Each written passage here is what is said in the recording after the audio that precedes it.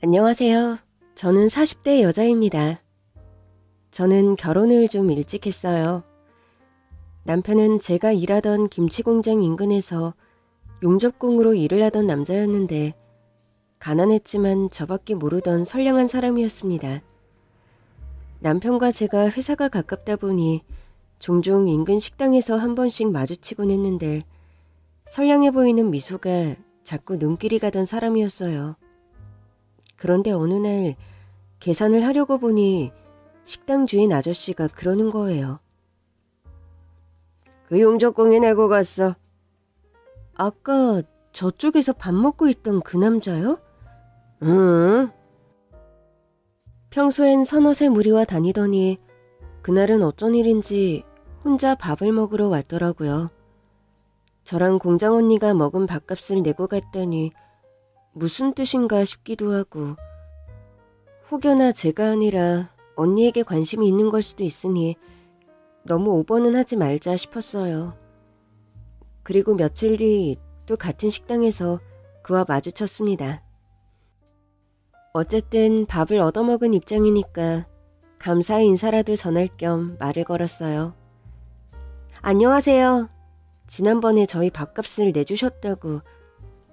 에? 아닌데요? 아니라고요? 아닌데. 주인 아저씨가 그쪽이 내주셨다고 그랬는데. 제가 그럼 착각을 했나 보네요. 잘못 낸 거예요. 신경 쓰지 마세요. 분명 그날 혼자 밥 먹는 걸 제가 봤는데 2인분의 값을 착각해서 더 냈다는 게 이해가 가지 않더라고요. 아무튼 딱 잘라서 말한 뒤 고개를 돌려버리던 그에게 더 할 말은 없었습니다. 대신 전 그날 그 남자의 밥값을 내주고 갔습니다. 물론 그 남자와 같이 온 다른 동료의 밥값도요. 그 후 일주일이 지나도록 그 남자를 식당에서 볼 수 없었어요. 제가 괜히 오지랖을 떨었나, 내가 밥값을 내준 게 부담스러웠나, 별 생각이 다 들더라고요. 그러던 어느 날이었습니다.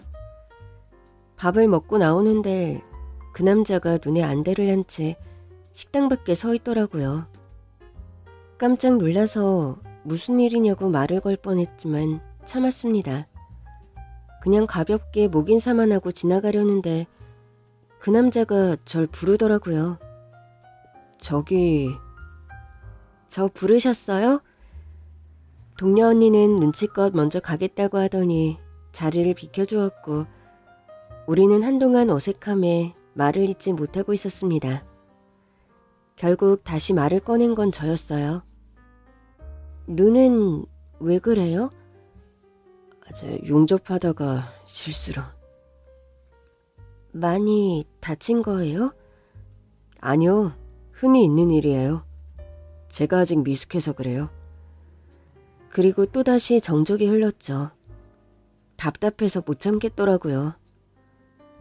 전 왜 부르신 건데요? 그게... 그는 한참을 주저하다가 말했습니다. 그때 밥값 감사합니다. 그런데 그게 다더라고요? 그 얘기하려고 기다렸다고요? 그러니까 그게... 아무리 기다려도 그러고 말기에 그냥 공장으로 돌아가려던 그때였습니다. 저 점심시간이 다 끝나가서 가봐야 할 것 같아요. 밥값 실수로 낸 거 아니에요. 네? 그때 밥 갚는 거 일부러 낸 거예요. 그때 같이 일하는 형이 옆에 있어서 저도 모르게 아니라고 잡아댔어요. 그의 말을 끝으로 우리는 또 한동안 말이 없었습니다. 그러나 그 순간 우리 사이로 살랑 불어오던 바람이 어쩐지 간지럽더라고요. 그날 이후 우리는 종종 만나 점심도 먹고 일이 끝나는 시간에 맞춰 영화도 봤습니다. 그러다 진실을 알게 되었죠. 실은 첫눈에 반했었어. 그래서 자꾸 그 식당에 가서 밥 먹고 그랬는데 말을 못 걸겠더라고. 그래서 한 번은 형들이 다른 데 가서 밥을 먹자고 그러길래 할 일이 있다고 둘러대고 혼자 그 식당으로 간 거지. 마침 당신이 있기에 너무 좋아서 대뜸 밥값부터 내버리고 온 거야. 하여튼 쑥맥이야. 밥값만 내고 가면 어떡하냐? 내가 말 거니까 정색하고 실수를 낸 거라고 그러길래. 내가 아니라 나랑 같이 다니는 언니한테 관심이 있나 했네. 절대 아니야. 난 처음부터 끝까지 당신만 보였어. 앞으로도 그럴 거야. 그렇게 우린 자연스럽게 연인이 되었고 결혼까지 하게 됐습니다. 서로 직장이 가까우니까 출근도 같이 하고 시간이 맞으면 퇴근도 같이 했습니다. 그렇게 알콩달콩 지내던 중에 불현듯 시어머니가 마음에 걸리더라고요. 여보, 어머니 나이도 많으신데 우리가 모셔야 하지 않을까? 당신 힘들지 않겠어? 힘들긴 무슨. 그리고 아이 낳으면 어머니 도움도 종종 필요할 거야. 그때 가서 합치느니 지금부터 합쳐서 같이 사는 것도 괜찮을 것 같아. 나야 그래주면 고맙지. 사실 어머니가 늘 걱정이었거든. 그렇게 우리는 합가를 해 시댁으로 들어갔어요. 시어머니도 남편처럼 워낙 선량한 분이었어요. 어머니, 저녁 다 차려놓으신 거예요? 제가 해야죠. 종일 일하고 와서 무슨 저녁을 차려. 내가 아무리 늙었어도 부모다. 니들 밥 차려주는 게 뭐 힘든 일이라고. 퇴근하고 서둘러 집에 돌아와도 늘 저녁을 다 차려놓으시는 건 기본이었고 주말에 같이 나가서 외식이라도 하자고 하면 한사코 거절하시며 둘이 나가서 재밌게 놀고 오라고 하셨습니다. 어머니, 그러시지 말고 같이 나가서 맛있는 거 먹어요. 나 신경 쓰지 말고 하고 싶은 거 다 해. 평소에도 밖에서 데이트하고 오고 싶으면 그렇게 해. 애들 태어나면 그럴 정신도 없다.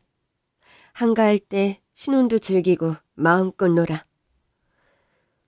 물론 혼자 계신 어머니를 두고 어떻게 툭하면 나가서 데이트를 하겠어요. 그래도 합가는 참 잘한 선택이다 싶더라고요. 그러던 어느 날 남편의 회사 동료에게서 전화를 받았습니다. 재수씨, 사고가 좀 났어요. 지금 병원으로 가는 중인데 바로 오셔야 할 것 같아요.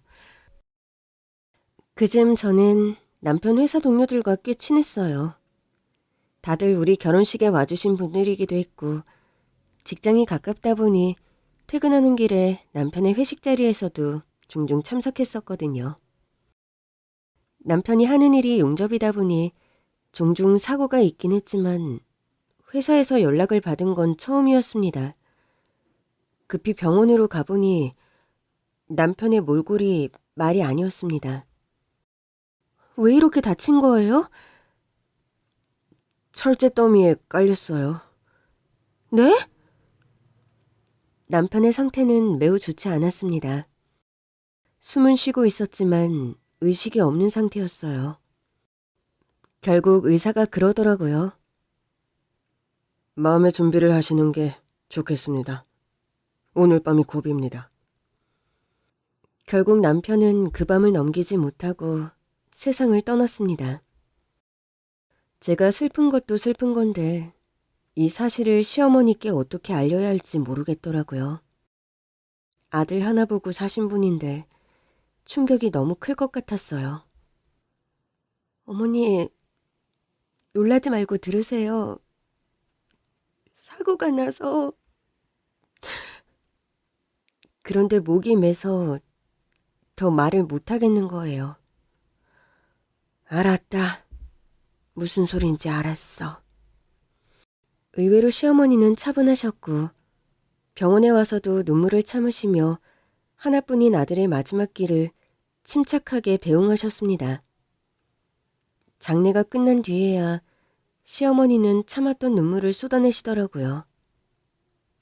아가, 너도 나 떠나서 새 출발해. 행여나 너까지 저렇게 되면 난 살 수가 없을 것 같다. 저는 그런 시어머니와 부둥켜 안고 한참을 울었습니다. 그런 말씀 마세요. 제가 평생 모실 거예요. 저는 혼자 남은 어머니를 외면할 생각이 없었어요. 가족으로 만난 사람들끼리 서로 의지하며 살아야 한다고 생각했죠. 문제는 남편의 회사 사장이 남편의 사고를 산재로 처리해주지 않으려고 했다는 겁니다. 이게 어떻게 산재가 아니에요? 아니, 철제 더미가 거기서 쏟아질 줄 누가 알았겠습니까? 이건 우연히 일어난 사고죠. 일을 하다가 일어난 사고라서 산재인 거예요. 아니, 무슨 그렇게 심한 말을 하십니까? 이게 무슨 산업재해라고 산재니 뭐니 하시는 거예요. 그렇게 말씀하시면 우리 사업장이 무슨 재해를 불러일으킨 것 같잖아요. 정 그러시면 제가 위로금은 조금 드릴게요. 그렇지만 산재 처리는 근거가 없어서 할 수가 없습니다. 남편의 회사 사장은 저에게 미안하다는 말 한마디도 하지 않았습니다. 그러더니 남편의 통장으로 겨우 200만 원을 넣었더라고요. 그게 위로금인 모양이었습니다. 저는 그게 남편의 목숨값인 것 같아 더 서러웠습니다. 이후로도 여러 번 사장을 찾아가 따져 물었지만 나중에는 귀찮다면서 자리를 피해버리더라고요. 저는 결국 소송을 할 생각으로 남편의 직장 동료들을 찾아갔습니다. 증언 좀 해주세요. 변호사하고 상담하고 왔는데 남편이 사고를 당한 구역이 CCTV에도 없는 사각지대라서 동료들의 증언이 필수적이래요. 에? 증언이요? 아직 근데 제가 사고 당하는 순간을 목격한 게 아니라서. 그런데 남편과 함께 밥도 먹고 우리 결혼식에도 왔던 직장 동료들이 전부 발뺌을 하는 겁니다. 그래도 철제에 깔린 건 보셨잖아요. 그게 저는 구출할 때 봤죠. 아니, 구출한 다음에 봤어요. 그래서 이게 증언이 될지 모르겠네요. 다른 동료들을 찾아가 봤지만 마찬가지였습니다. 철제가 무너지는 소리에 놀라서 가보긴 했는데 제가 갔을 때는 구출되고 있었어요. 철제 무너지는 소리에 가보셨다면서요. 그렇죠. 근데 제가 다른 일을 하고 있었으니까 일을 다 마치고 갔죠. 그래서 깔린 건 못 보셨다는 거예요? 그럼 119가 올 때까지 우리 남편은 거기 계속 깔려 있었다는 거네요? 에? 아니, 그건 저도 모르죠. 아무튼 저는 못 봤습니다. 나중에는 기가 차서 그들에게도 따져묻게 되더라고요. 이봐요. 당신 사람이야? 사장이 시킨 거죠. 증언하지 말라고. 증언하면 자른대요? 한 사람이 직장에서 일하다가 가족들과 인사도 못하고 세상을 떠났어요. 같이 일한 동료였잖아요. 그런데 이렇게 나온다고요? 글쎄 재주씨, 왜 자꾸 저한테 그러세요? 산 사람은 살아야죠. 이건 언제든 그쪽한테도 일어날 수 있는 사고잖아요. 이렇게 처리해버리면 나중엔 당신들도 산재 처리 못 받는다고. 아무리 호소를 해도 그들은 자기는 모른다는 태도로 일관했습니다. 변호사를 찾아가 봤지만 동료들의 증언이 없으면 승산이 없다고 하더라고요. 남편분이 살아계신다면 어떻게든 산재 처리를 하는 게 더 낫겠지만 승산이 없는 소송을 해봤자 패소하면 돈만 더 날리게 되잖아요. 차라리 위로금을 더 받는 쪽으로 제가 합의를 진행해보면 어떨까요? 그 회사도 소송 걸려서 좋을 건 없을 거예요. 그즈음 전 너무 지쳐 있었어요. 변해버린 남편 동료들의 태도로 인해 사람이라면 신물이 나는 지경이었죠. 저는 알아서 처리해달라고 한 뒤 집으로 돌아왔습니다. 그런데 남편과 함께 쓰던 방, 거실, 부엌까지 모든 흔적이 너무 고통스럽더라고요. 일하다가 하루아침에 세상을 떠났는데 누구 하나 남편의 편을 들어주지 않는 현실이 더 힘들었던 것 같아요. 저는 결국 시어머니에게 부탁했습니다. 어머니, 저 당분간만 좀 나가서 지낼게요. 이 집에 있으니까 계속 남편 생각이 나서 못 견디겠어요.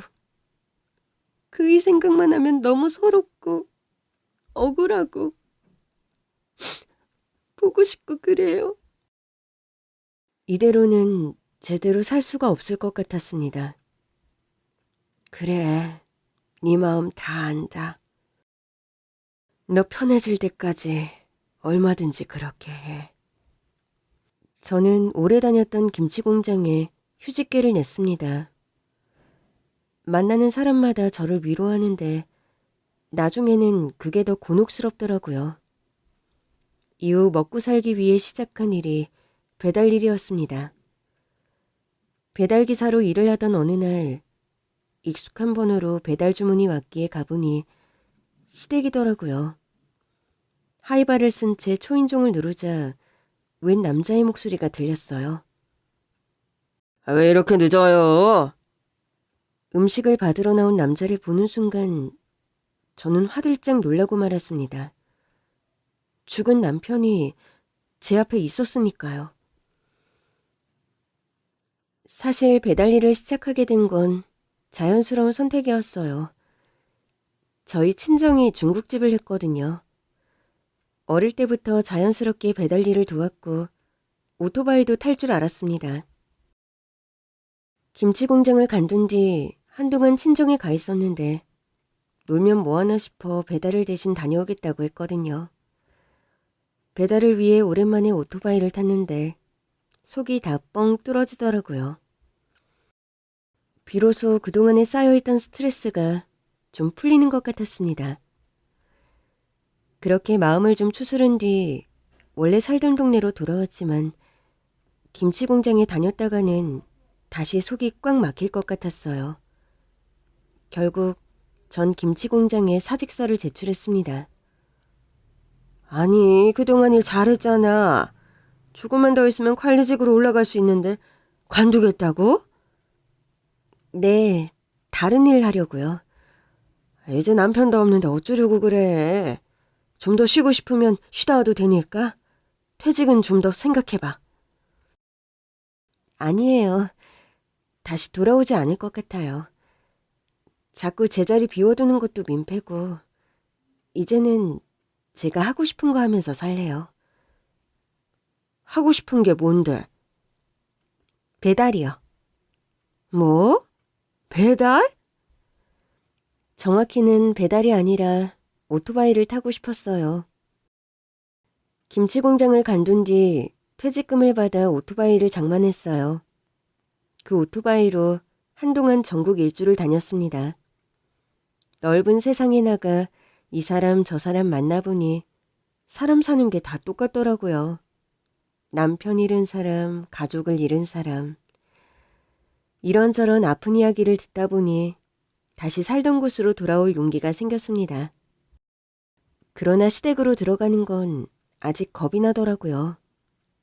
이렇게 홀가분해졌는데 또다시 남편 생각에 마음이 가라앉을 것 같아 무섭더라고요. 그래도 언제까지 시어머니를 혼자 둘 수 없었기에 인근에 임시 거처를 마련하고 배달 일을 시작했죠. 그날도 배달 일을 하고 있는데 앞집 배달이 조금 늦어졌어요. 갔는데 시킨 사람이 전화도 안 받고 음식을 맡겨둘 만한 장소가 없더라고요. 그래서 다음 집으로 일단 출발부터 했는데 앞집에서 전화가 온 겁니다. 혹시 배달 오셨어요? 네, 근데 전화를 안 받으셔서 다음 집 먼저 갔다가 가야 할 것 같아요. 이미 많이 늦어서요. 아니, 우리 집이 먼저인데 다른 집 먼저 가겠다뇨. 당장 가지고 오세요. 저기 김밥 시키신 거 아니에요? 다음 집은 칼국수라 음식이 불 것 같아서요. 전화 안 받으셨으니까 조금만 양해 좀 해주세요. 아니, 내가 안 받고 싶어서 안 받았어요? 화장실에 있느라 못 받았단 말이에요. 그럼 앞에 두고 갔으면 되잖아요. 공용 현관문이 잠겨 있는데 어떻게 앞에 두고 갑니까? 그러다 분실되면 제 책임이잖아요. 글쎄, 우리 먼저 갖다 주라고요. 알겠습니다. 이런 진상 손님 보는 게 한두 번 있는 일도 아니었고 일단 앞집으로 돌아가는 게 낫겠다 싶더라고요. 그래도 그 다음 집은 배달 시간이 지났는데도 별다른 연락이 없었거든요. 일단 앞집 배달을 마친 뒤 다음 집으로 가는데 마음이 너무 초조했습니다. 메뉴가 칼국수에 만두였는데 다 불었으면 어쩌나. 이거 제대로 컴플레인을 받겠구나 싶었죠. 다음 집은 시어머니 댁과 같은 빌라여서 길을 잘 아는 곳이었어요. 빌라 정문에 도착해 구체적인 주소를 확인하던 저는 깜짝 놀라고 말았습니다. 주문한 집이 바로 시댁이더라고요. 어머니가 배달 음식을 드신다고? 지금껏 어머니가 배달 음식 드시는 걸 본 적이 없었기에 설마 시댁에서 음식을 시켰을 거라곤 생각도 하지 못했습니다. 그러고 보니 전화번호도 시어머니의 번호더라고요. 일단 음식을 들고 가서 현관 앞에 서긴 했는데 도저히 초인종을 못 누르겠는 거예요. 그래서 시어머니께 전화를 걸었는데 전화를 안 받으시더라고요. 시댁은 당장이라도 도어락을 열고 들어갈 수 있는 제 집이기도 했어요.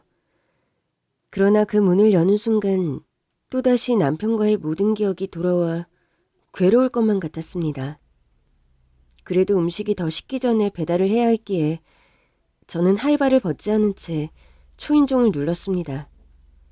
아, 왜 이렇게 늦어요? 인터폰으로 저를 확인한 건지 웬 남자가 버럭 소리치며 문을 열더라고요. 좀 이상했습니다. 시댁에 남자가 있을 리가 없었으니까요. 죄송합니다. 앞집 배달이 좀...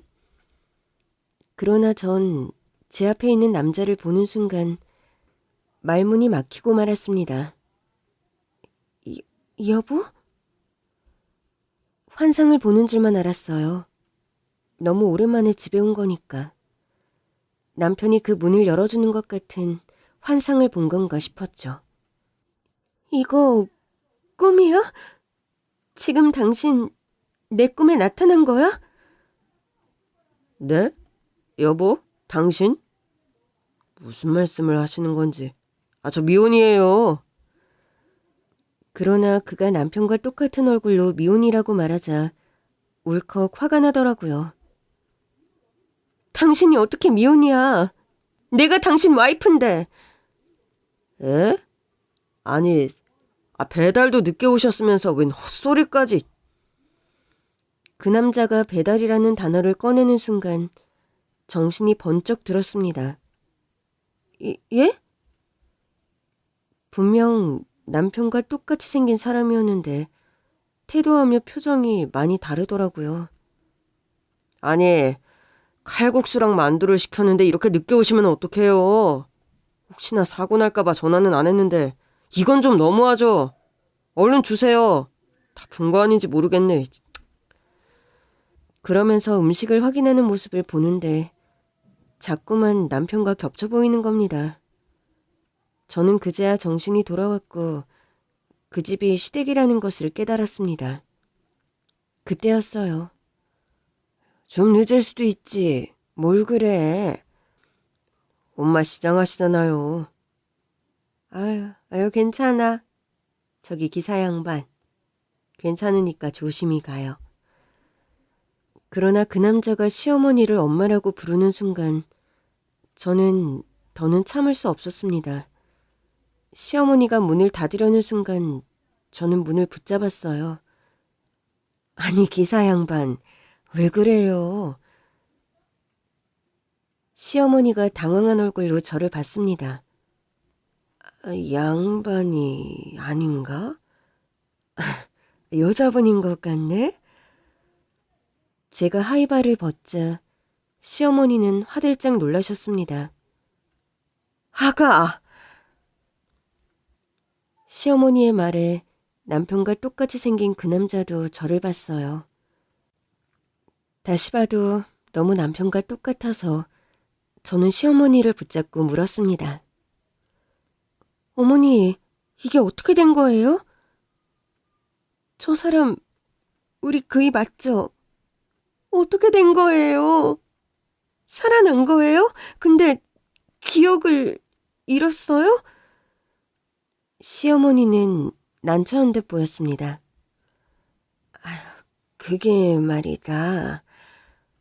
어머니, 얼른 말해주세요. 저 사람 그이 맞잖아요. 시어머니에게 아들은 남편 하나뿐이었습니다. 그러니 그 사람이 제 남편이 아니고서야 다른 누구라고 설명될 수 있는 상황이 아니었습니다. 얼른 들어와. 내가 다 설명하마. 마침 시댁이 마지막 배달지였습니다. 저는 일단 안으로 들어갔어요. 분명 제가 살던 집인데 남편처럼 보이는 남자가 안에 있자 선뜻 들어갈 수가 없더라고요. 참 이상한 순간이었습니다. 분명 남편이 그 집 안에 있는데 낯선 그림처럼 느껴지는 거예요. 내 아들이다. 시어머니의 말에 저는 숨이 멎는 것 같았습니다. 그런 거죠? 그이 맞는 거죠? 부엌에 있던 그 남자도 거실로 나왔습니다. 엄마, 왜 안 오시고 배달기사를 집으로 들인 거예요? 그러나 곧 그 남자도 저를 알아보더라고요. 혹시... 맞아, 네 재수 씨야. 어머니, 그게 무슨... 재수 씨라니요. 저는 이 사람 아내죠. 저는 남편이 기적적으로 살아난 거라고 생각했습니다. 다만 기억을 잃어서 저를 기억하지 못하는 거라고 믿었어요. 그러나 시어머니는 저를 다독이며 말씀하셨습니다. 많이 닮았지? 내 큰아들이야. 어머니 큰아들이라뇨. 어머니 아들은 우리 그이 하나였잖아요. 혹시 충격 때문에 뭔가 기억이 잘 안 나세요? 아니야. 나 기억 멀쩡해. 그러자 그 남자가 저에게 다가와 정중하게 인사를 하더라고요. 아까는 헬멧을 쓰고 계셔서 얼굴을 못 알아봤어요. 제 동생 결혼 사진에서 봤습니다. 처음 뵙습니다. 저는 그 녀석 형이에요. 그러면서 저에게 손을 내미는데 손이 덜덜 떨렸습니다. 여전히 남편이 저에게 손을 내미는 것만 같았거든요. 그 손을 잡는데 알겠더라고요. 그는 제 남편이 아니었습니다. 제 남편은 늘 손이 뜨거운 편이었거든요. 그런데 손이 너무 차갑더라고요. 이거 꿈 아니죠? 꿈 아닙니다. 저 그 녀석 형 맞아요. 그런 얘기 들은 적이 없어서. 저는 시어머니를 봤습니다. 시어머니는 눈물을 흘리고 계셨어요. 나도 둘째도 말을 안 해줘서 그래. 우린 얘가 죽은 줄만 알고 있었거든. 그러니까 진짜로 우리 그이한테 형이 있었다고요? 알고 보니 그 남자는 정말 제 남편의 형이었어요. 우리 집이 워낙 가난했다 보니 큰애가 사춘기 때 방황을 많이 했어. 시어머니의 말씀에 아주버님은 민망한 듯 고개를 숙였습니다.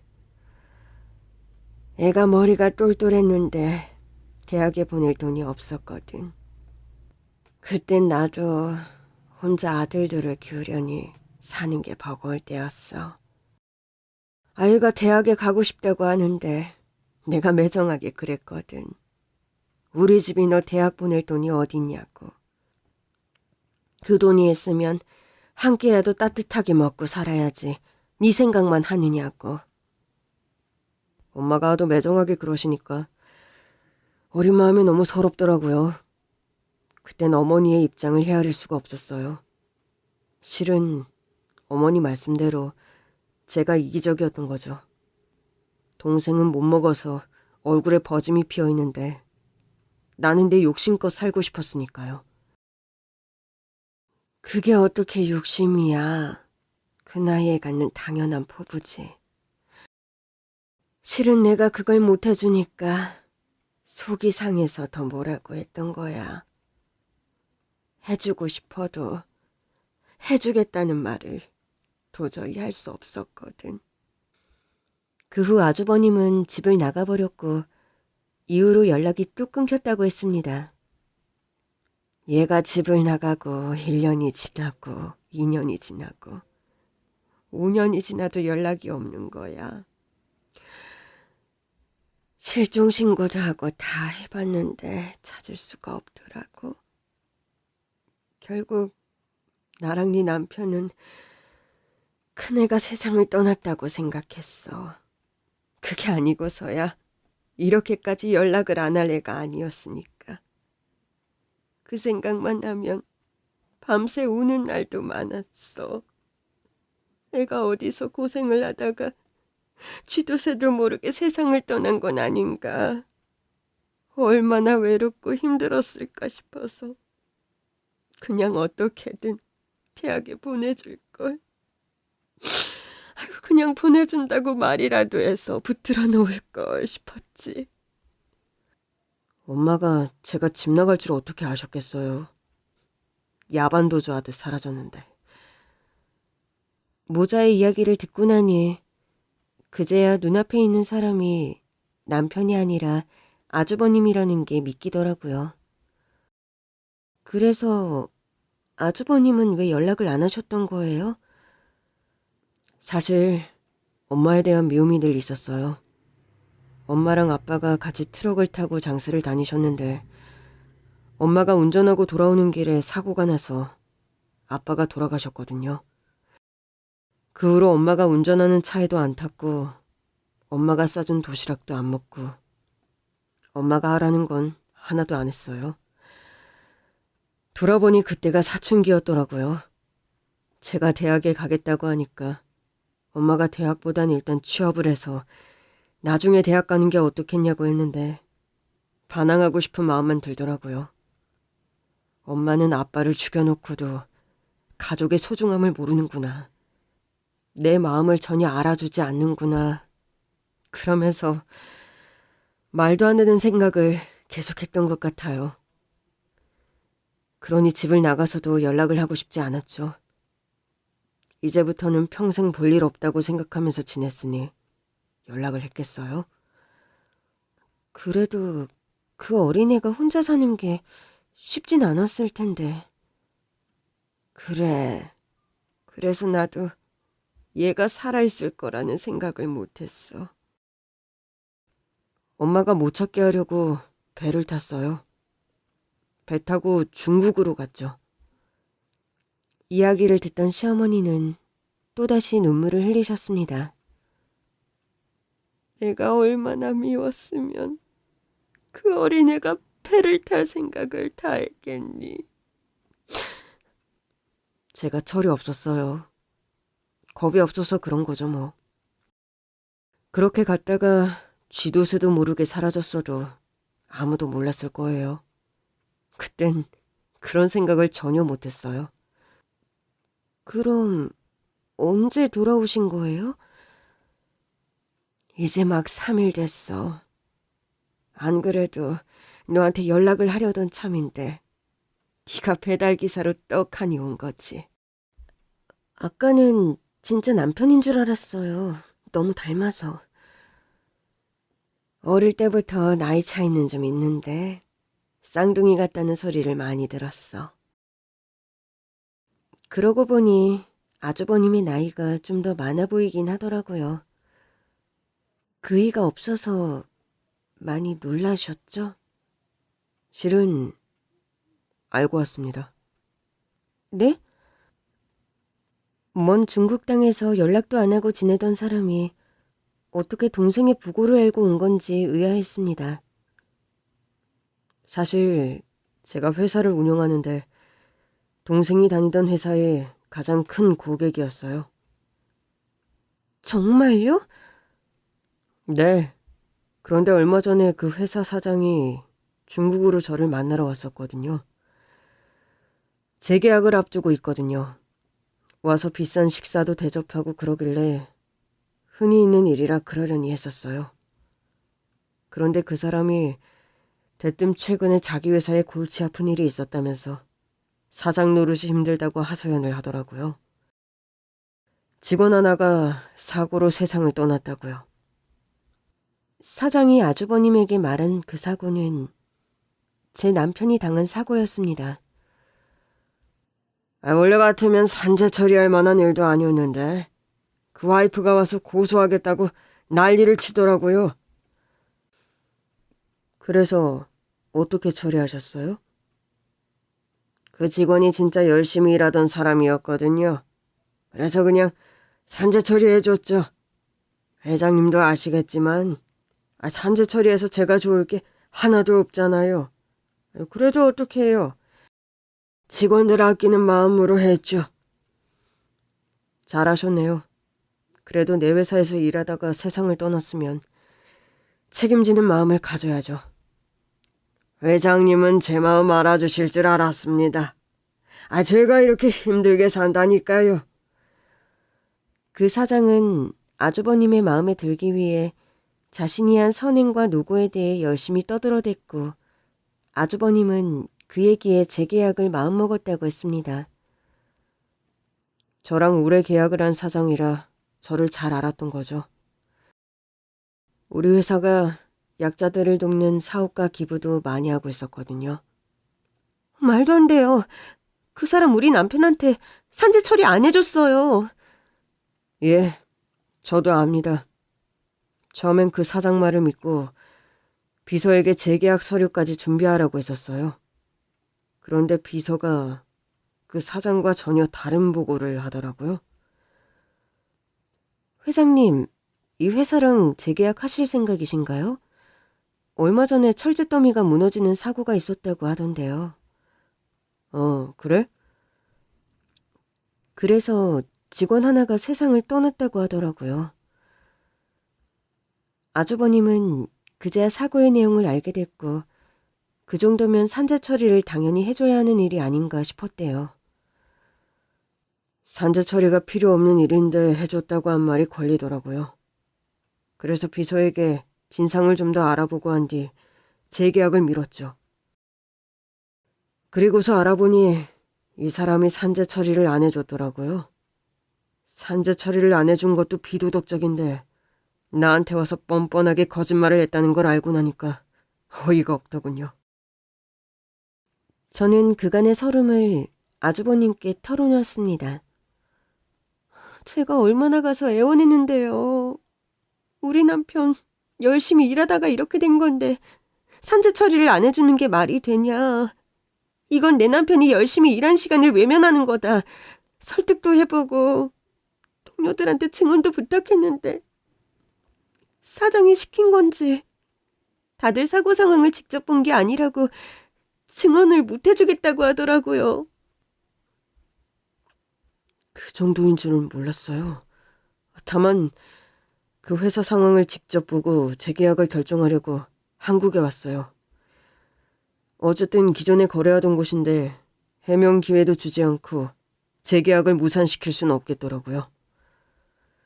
그래서 아주버님은 불시에 남편이 다니던 회사 사장을 찾아갔고 그는 무슨 귀신이라도 본 것처럼 놀라더랍니다. 왜 그렇게 놀라십니까? 예? 아니 그게 늘 중국에서만 뵙다가 여기서 뵈니까 제가 알던 사람이랑 많이 닮으셨네요. 제가요? 아주 아닙니다. 제가 무슨 헛소리를. 아유, 한국에 다 오시고 어쩐 일이십니까? 아주버님은 그때부터 느낌이 이상했대요. 그 사장이 너무 당황하는 것도 그렇고 자신과 그렇게 닮은 사람이라면 동생밖에 없을 테니까요. 사실 처음 그 회사에 계약 기회를 준 건 그 회사가 제 고향 동네에 있어서였어요. 그런데 그 사장이 절 보고 누굴 닮았다고 했다가 말을 황급히 얼버무리니까 이상할 수밖에요. 아주버님은 그 사장에게 단도직입적으로 물었다고 해요. 사고로 세상을 떠났다는 직원 인사기록 좀 볼 수 있습니까? 산재 기록까지 전부 다요. 예? 아니지, 그 직원 기록을 왜... 이게 개인정보라서요. 왜요? 제가 개인정보를 유출하기라도 할 것 같나요? 아유, 그럴 리가요. 그래서가 아니라 아무래도 고인이기도 하고. 재계약을 원한다면 보여주세요. 확인할 게 있어서 그럽니다. 결국 사장은 아주버님 앞에 남편의 인사기록을 가져왔다고 합니다. 그런데 일부러 그런 건지 사진을 뗐더래요. 그런데 그 이름을 어떻게 모르겠어요. 그 녀석 인사기록을 보는데 자꾸 눈물이 나려고 해서 힘들었습니다. 그 사장에겐 티를 내고 싶지 않았거든요. 아주버님은 사장의 말과 달리 산재 처리가 돼 있지 않은 것을 확인했고 사장은 허둥지둥 둘러댔다고 합니다. 아이, 그게 아니라요, 회장님. 지금 산재 처리 중인데 아직 처리가 끝나지 않아서 처리되지 않은 걸로 기록된 겁니다. 돌아가신 지 몇 달이 지난 것 같은데 아직도 산재 처리가 안 된 건 회사가 승인을 하지 않은 거 아닌가요?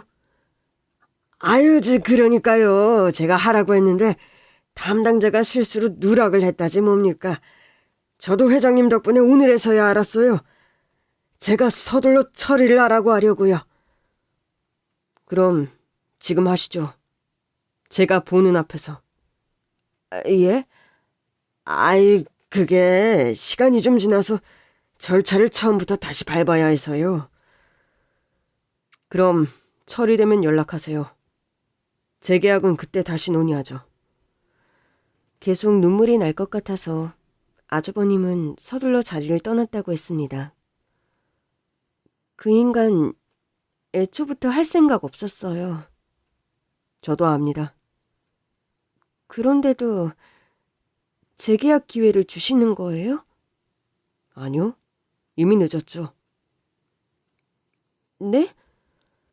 아주버님은 저를 보며 의미심장한 미소를 지어 보였습니다.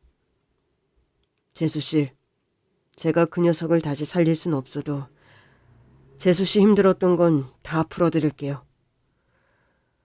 저는 그때까지만 해도 아주버님이 중국에 있는 회사의 주인이라는 것 정도는 인지했지만 그 회사가 얼마나 큰지는 체감하지 못하고 있었어요. 그냥 제 맘을 알아주시는 것만으로도 고마웠고 적어도 그 회사랑 재계약은 안 하시겠구나 싶어 속이 좀 풀리는 것 같았습니다. 어쨌든 그 일로 그 회사도 큰 고객을 놓쳤으니 손해가 클 거 아니에요. 돈 때문에 산재 처리도 안 해주더니 결국 돈으로 손해를 보는구나 싶었죠. 그날 이후 저는 시댁으로 돌아왔습니다. 아주버님도 당분간은 시댁에서 지낸다고 했지만 일어나 보면 늘 집에 계시질 않더라고요. 사실 저는 아직 궁금한 게 많았어요. 어머니도 꽤 놀라셨겠어요. 갑자기 아주버님이 돌아오셔서 몰라다 마다 눈앞에 다시는 못 볼 줄 알았던 큰애가 나타났는데 그 사장님이 보여준 인사기록에서 보니까 집 주소가 그대로더래. 어머, 그럼 그때부터 계속 이 집에서 사신 거예요? 애가 살아있을 리 없다고 생각하면서도 이사는 못 가겠더라고. 애가 언제라도 찾아올 것만 같아서. 그 덕에 다시 만나신 거네요. 근데 어머니는 안 헷갈리셨어요? 전 처음 봤을 땐 진짜 우리 그이인 줄 알았어요. 그래도 내가 엄마잖니. 보는 순간 알겠더라고. 시어머니는 아주버님을 끌어안고 한참을 우셨다고 했습니다. 그래도 하늘이 나를 버리지든 않는구나 싶더라고. 둘째를 보낸 아픔이야 평생 가겠지만 첫째라도 돌아온 게 얼마냐 싶었어. 나는 걔가 동생 간 건 모르고 온 줄 알았는데 이미 알고 있어서 더 놀랐지 뭐. 오랜만에 배달을 쉬며 시어머니와 그간의 이야기를 나누던 그때였습니다. 모르는 번호로 전화가 오기 시작했어요. 받을까 말까 고민하다가 받았는데 남편이 다니던 회사 사장이더라고요. 제가 만나 뵙고 좀 드릴 말씀이 있는데 회사로 좀 와주시겠습니까? 전 할 말 없는데요. 산재 문제로 연락드린 거예요. 오시는 게 이득이실 텐데요. 사장은 상당히 건방진 투였습니다. 그러니까 인심 써둘 테니까 나더러 와라 이거예요? 솔직히 말해 인심 맞죠? 그동안 그 친구가 열심히 일한 것도 있고 이제라도 처리해 드릴까 하고 있으니까 일단 와보세요. 맘 같아선 당장이라도 끊어버리고 싶었지만 가보기로 했습니다. 도대체 무슨 소리를 더 하려고 이러나 궁금하더라고요. 갔는데 사장이 다리를 꼬고 앉아서는 일어날 생각도 안 하는 거예요. 와서 앉으세요. 그러면서 턱끝으로 소파 자리를 가리키더군요. 기도 안 찼지만 일단 앉았습니다. 산재 처리해 드릴 테니까 사진 몇 장 찍어줄 수 있죠? 곧이어 여러 번 본 사장 비서가 사진기를 들고 들어오더라고요. 그럼 찍을까요? 그러나 전 비서에게 가서 사진기를 빼앗았습니다. 아니, 왜 이러세요? 사진 안 찍을 거니까요. 그러자 사장이 버럭 화를 내는 겁니다. 아니 해달라고 난리칠 땐 언제고 사진 한 장 안 찍겠다는 거예요? 가는 게 있으면 오는 것도 있어야지. 산재 안 받아요. 그럼 됐죠? 저는 그대로 사장실을 나가려고 했습니다. 그제야 사장이 달려와서 저를 붙잡더라고요. 아니 도대체 왜 이러는 거예요? 사장님이야말로 갑자기 왜 이러세요? 산재 처리할 만한 일도 아니라면서요. 남편 동료들 입단속도 제대로 해두셨던데 이제 와서 왜 이러세요? 아니 글쎄 이제라도 해드린다니까. 아유 알겠어요. 사진 찍지 맙시다. 그냥 도장만 찍고 가세요. 글쎄, 더럽고 치사해서 안 받는다고요. 아니 도장 하나만 찍으면 끝인데 왜 안 받아요? 주는 건 사장님 맘이고 안 받는 건 내 맘이에요. 아니 남편 생각을 하셔야지. 그건 남편의 노고를 인정받고 싶다면서요. 해준다니까. 사장님이 안 해줘도 우리 남편 열심히 산 거 우리 가족들이 기억하니까 됐어요. 전 이만 갑니다. 그 사장의 속을 제가 모를 리가 없잖아요. 남편 산재 처리해주고 아주버님 회사와 수월하게 재계약을 하고 싶은 거겠죠. 그 회장이 내 남편의 형인 줄도 모른 채 말이죠. 그렇게 집으로 돌아왔는데 이제는 남편 회사 동료들이 저에게 연락하기 시작했습니다. 재수씨, 산재 받으면 좋은 게 얼마나 많은데 왜 안 받으세요? 사실 제가 사장님 때문에 그동안 말을 못했어요. 이제라도 필요하시면 제가 증언할게요. 제가 이제 와서 증언 필요할 일이 어딨어요. 그래도 혹시 도움은 필요할 때 줘야 도움이죠. 아니지. 도움도 아니지. 사실 좀 말해달라고 했는데 입속 다물었던 분이 갑자기 왜 이러시는 거예요? 또 다른 동료들도 산재 처리를 받는 게 좋지 않겠냐며 자꾸 혼수를 두기에 전부 번호를 차단해버렸습니다. 그렇게 애원할 때는 한 번을 안 도와주더니 이제 또 사장이 시키니까 저한테 전화를 건 모양이었어요. 그래도 제가 듣질 않으니까 그 사장이 선물 바구니를 들고 집까지 찾아오더라고요. 아니지, 사장님. 도대체 왜 이렇게까지 하십니까? 저도 며느리도 이제 산재 처리 필요 없다니까요. 어머님, 제가 그 친구를 얼마나 아꼈는지 모르실 겁니다. 예, 전혀 모르겠어요. 예? 이제와 이래봤자 달라지는 거 없으니 돌아가세요. 사실 그때 아주버님도 집에 계셨거든요. 저랑 아주버님은 숨죽인 채 그 모습을 보고 있었습니다. 어머, 우리 어머니 맞으세요? 저렇게 매몰차게도 말씀하실 줄 아는구나. 젊을 때는 더 하셨어요. 그땐 살기 어려워서 더 그러셨겠지만. 그렇게 전 시어머니의 새로운 모습도 보고 어머니 앞에서 무릎을 꿇는 사장의 모습까지 볼 수 있었습니다. 사실 그 정도로 속이 꽤 시원했어요. 며칠 뒤 아주버님은 중국으로 돌아가셨습니다. 일이 많아서 일단 가서 처리를 좀 하고 또 오겠다고 하시더라고요. 그렇게 몇 달이 지난 어느 날 깜짝 놀랄 만한 사실을 듣게 됐죠. 아유, 세상에. 둘째가 다니던 회사가 부도가 났다는구나. 네? 어쩌다가요? 원래부터 사장이 비리가 많았던 모양이야. 그게 다 들통나는 바람에 투자처도 다 잃고 망했대. 어머. 둘째가 깔린 철제 관리도 엉망이었다더라. 안전관리를 제대로 안 한 것도 다 걸린 모양이야. 몹쓸 인간 같으니라고. 그래놓고 지들은 책임 없다고 발뺌이나 하고. 불쌍한 내 아들. 그제야 저는 아주버님이 꽤 영향력 있는 사업가라는 것을 체감할 수 있었습니다. 저는 아주버님께 전화를 걸었습니다. 아주버님, 어떻게 하신 거예요? 남편 다니던 회사 재기 불능인 것 같더라고요.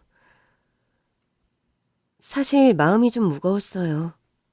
남편을 외면한 사장과 동료들이 믿긴 했지만 직장을 잃었을 다른 직원들을 생각하니 마음이 편하지 않더라고요. 엄밀히 말하자면 제가 한 건 거래를 끄는 거랑 과실에 대한 신고를 한 것뿐이에요. 그 사장이 평소에 회사를 건실하게 잘 운영을 했다면 제가 거래를 끊는다고 망하기까지 했을까요? 좀 힘들기는 해도 다른 거래처를 터서 운영을 이어갔겠죠. 하긴 그런 사람이니까 그이한테도 그렇게 못되게 굴었던 거겠죠. 그럼요. 제가 아무리 동생 일로 화가 나도 멀쩡한 회사를 망하게 할 만큼 기업 윤리가 없는 사람도 아니고요. 그 사장은 정당한 대가를 치른 것뿐이에요.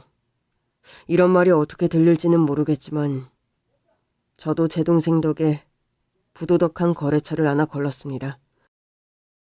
안 그랬으면 이번에도 재계약을 했을 거고 그런 사람의 배를 불려줬을 테니까요. 조사해보니까 직원들 체납도 꽤 있더라고요. 정말요? 저희 남편은 체납까진 아니었고 좀 늦게 들어온 적은 여러 번 있었어요. 체납은 전에 있었던 일이고 그 직원들은 항의하다 못해 결국 관두고 회사를 나갔더라고요. 그 사장은 과실치사로 감옥에 갈 겁니다. 진짜 나쁜 사람이었네요. 직원들은 뭐 먹고 살라고. 그리고 아직 확정은 아닌데 그 회사 건실한 기업에서 인수해서 운영할 예정이에요. 그럼 전에 있던 직원들도 다시 복직할 수 있을 거고요. 어머, 정말요? 예, 제가 아는 회장님께 부탁을 드렸더니 흔쾌히 인수하시겠다고 하시더라고요. 그렇게 남편 회사의 사장은 악독한 행실에 대한 대가를 치렀고 그 회사를 완전히 떠나게 됐습니다. 그 일이 없었다면 어쩌면 아주버님은 더 오랜 시간 가족에게 돌아오지 않을 수도 있었겠죠.